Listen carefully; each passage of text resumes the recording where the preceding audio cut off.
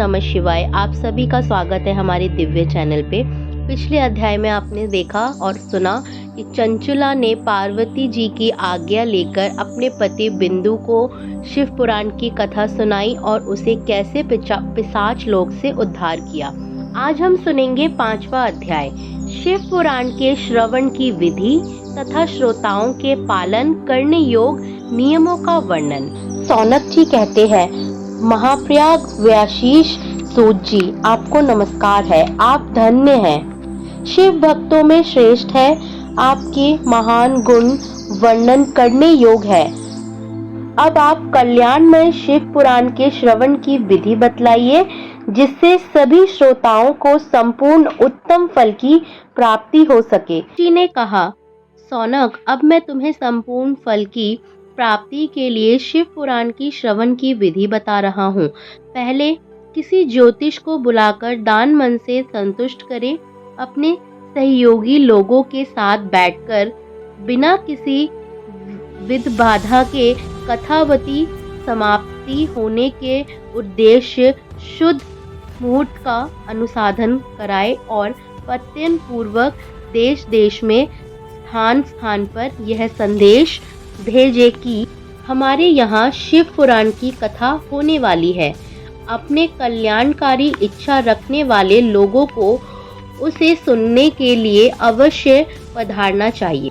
कुछ लोग भगवान श्री हरि की कथा से बहुत दूर पड़ गए हैं। कितने ही स्त्री शुद्ध आदि भगवान शंकर के कथा कीर्तन से वंचित रहते हैं। उन सबको भी सूचना हो जाए, ऐसा प्रबंध करना चाहिए। देश देशों में जो भगवान शिव के भक्त हो तथा शिव कथा के कीर्तन और श्रवण के लिए उत्सुक हो, उन सबको आदर पूर्वक बुलवाना चाहिए और आए हुए लोगों का सब प्रकार से आदर सत्कार करना चाहिए। शिव मंदिर में, तीर्थ में, वन प्राप्त में अथवा घर में शिव पुराण की कथा सुनने के लिए उत्तम स्थान का निर्माण करना चाहिए। अकेले खामोश सुशोभित एक ऊंचा कथा मंडप तैयार कराए। उसे सब ओर से फल पुष्प आदि से तथा सुंदर चांदोवेश अलंकृत करे और चारों ओर ध्वजा पताका लगाकर तरह तरह के सामानों से सजाकर सुंदर शोभा संपन्न बना दे। भगवान शिव के प्रति सब प्रकार से उत्तम भक्ति करनी चाहिए। वही सब तरह से आनंद का विधान करने वाली है। परमात्मा भगवान शंकर के लिए दिव्य आसन का निर्माण करना चाहिए तथा कथावाचक के लिए भी एक ऐसा दिव्य आसन बनाना चाहिए जो उनके लिए सुखद हो सके। नियम पूर्वक कथा सुनने वाले श्रोताओं के लिए भी यथा योग्य सुंदर स्थानों की व्यवस्था करनी चाहिए। अन्य लोगों के लिए साधारण स्थान नहीं रखने चाहिए। जिसके मुख से निकली हुई वाणी देहधारियों के लिए कामधेनु समान अभिष्ट फल देने वाली होती है। उस पुराण वेता विधान वर्त को प्रति तुच्छ बुद्धि कभी नहीं करनी चाहिए। संसार में जन्म तथा गुणों के कारण बहुत से गुरु होते हैं, परंतु उन सब में पुराणों का ज्ञात विधान ही परम गुरु माना गया है। पुराण वेता पवित्र, दक्ष, शांत, ईर्ष्या पर विजय पाने वाला साधु और दयालु होना चाहिए। ऐसा प्रवचन कुशल विद्वान इस पुण्यामय कथा को कह सूर्य उदय से आरंभ करके 3:30 दोपहर तक उत्तम वृद्धि वाले विद्वान पुरुषों को शिव पुराण का कथा समयक रीति से बनानी चाहिए। मध्यम काल में 2 घड़ी तक कथा बंद रखनी चाहिए, जिससे कथा कीर्तन से अवकाश पाकर लोग मल मूत्र त्याग कर सके। कथा प्रारंभ के दिन से एक दिन पहले व्रत ग्रहण करने के लिए व्रतों को श्रोत करा लेना चाहिए। जिन दिनों कथा हो रही हो उन दिनों प्रत्ययन पूर्वक प्रातः काल सारा नित्य कर्म कर लेना चाहिए। विराट के पास उसकी सहायता के लिए एक दूसरा वैसा ही विधान स्थापित करना चाहिए, वह भी सब प्रकार के संशय को निर्वृत्त करने में सामर्थ्य और लोगों को समझाने में कुशल हो। कथा में आने वाले विधानों की निवृत्ति के लिए गणेश जी का पूजन करें। कथा के स्वामी भगवान शिव की तथा विशेष शिव पुराण की पुस्तक की भांति भाव से पूजा करें। तत्पश्चात उत्तम बुद्धि वाला श्रोता तन मन शुद्ध एवं प्रसन्नचित्त हो आदर पूर्वक शिव पुराण की कथा सुने। जो वक्ता और श्रोता अनेक प्रकार के कर्मों में भटक रहे हो, काम आदि 6 विकार से युक्त हो, स्त्री में आस्तिक रखते हो और पाखंड पूर्व बातें करते हो, वह पुण्य के भागी नहीं होते। जो लौकिक चिंता तथा धन गृह एवं पुत्र आदि की चिंता को छोड़कर कथा में मन लगाए रखते हैं, उन्हें शुद्धि वृद्धि पुरुष को उत्तम फल की प्राप्ति होती है। जो श्रोता श्रद्धा और भक्ति भाव से युक्त होता है, दूसरे कर्म में मन नहीं लगाते और मन पवित्र एवं उद्वेग शून्य होते हैं, वे ही पुण्य के भागी होते हैं। सूत जी बोले, सौनक, अब शिव पुराण सुनने का व्रत लेने वाले पुरुष के लिए जो नियम है, उन्हें भांति पूर्वक सुनो। नियम पूर्वक इस श्रेष्ठ कथा को सुनने से बिना किसी विघ्न बाधा के उत्तम फल की प्राप्ति होती है। जो लोग दीक्षा से रहित है, उनका कथा श्रवण में अधिकार नहीं है। अंत सुनने की इच्छा वाले सब लोगों को पहले वृता से दीक्षा ग्रहण करनी चाहिए।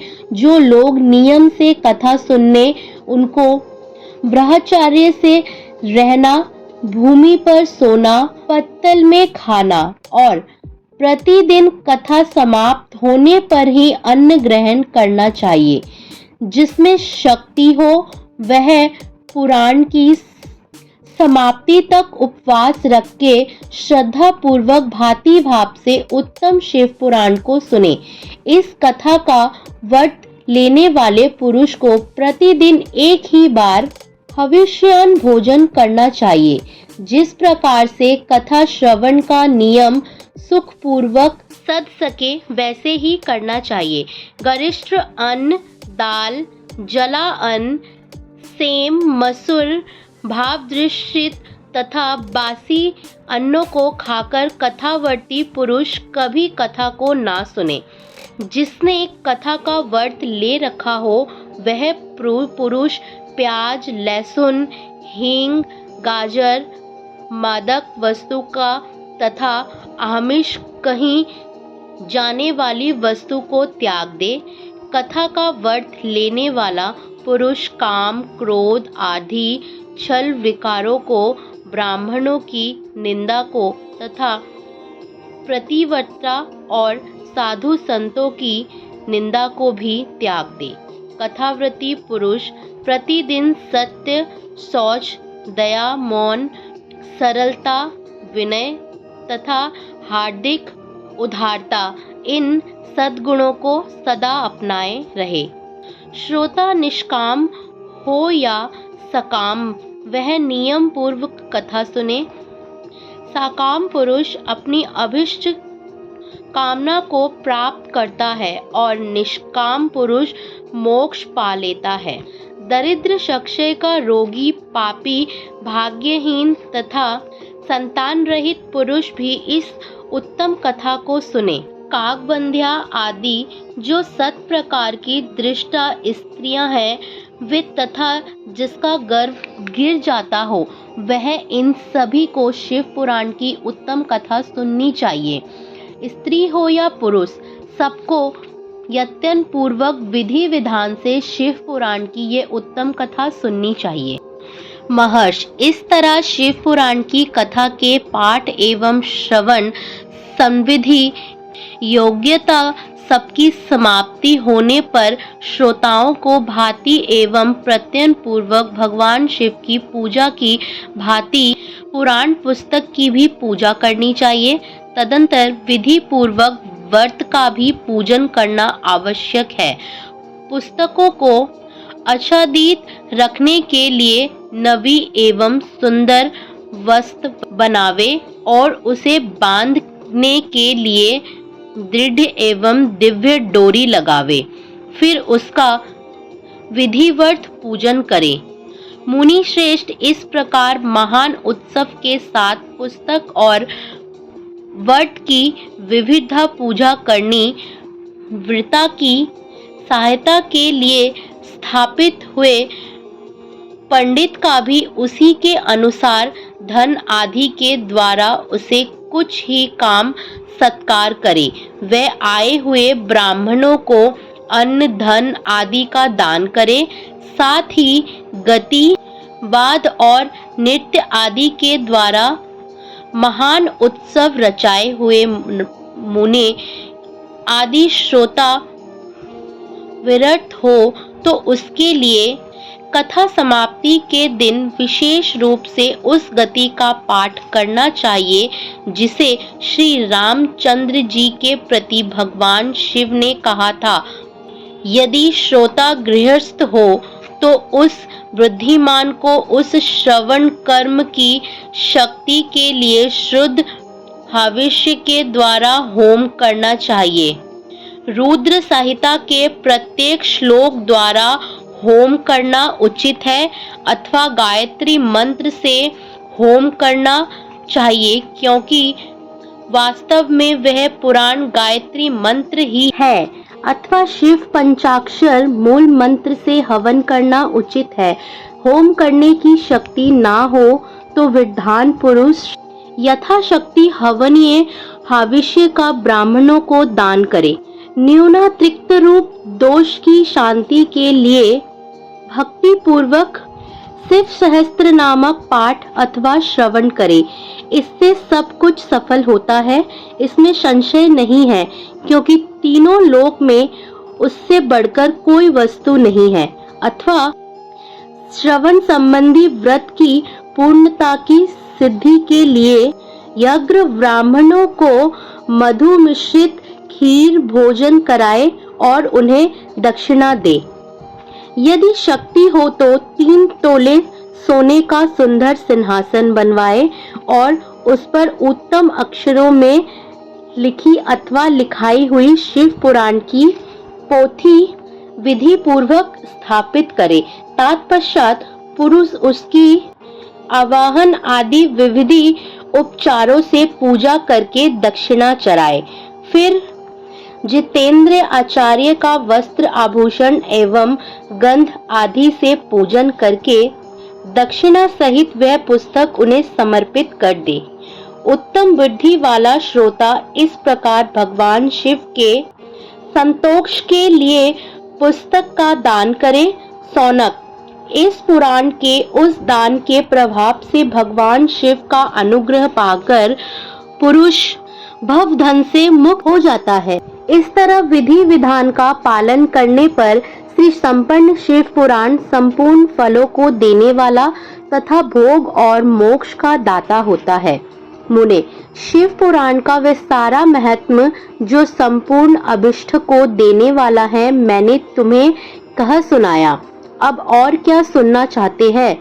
श्रीमान, शिव पुराण समस्त पुराणों के फल का तिलक माना गया है।